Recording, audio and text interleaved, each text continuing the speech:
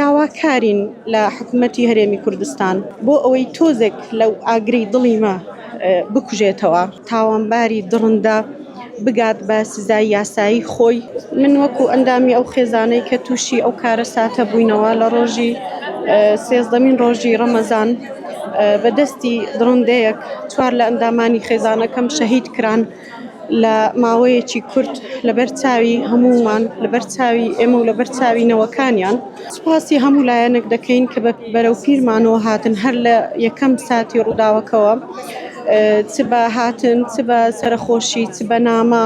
تاوانەکە ئەوەندە گەورە بوو هەموو لایەک پێی تاسان، هەر لە کوردستان لە شارەکانی وڵاتەکانی دراوسێمان لە دەرەوە هەموو بەشداریان کرد.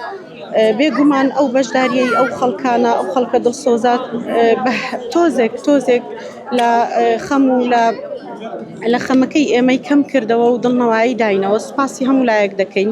داواکارین لە حکوومەتی هەرێمی کوردستان بۆ ئەوەی تۆزێک لەو ئاگرەی دڵی مە بکوژێتەوە، ئەگەر بە زۆر کەمیش بێت.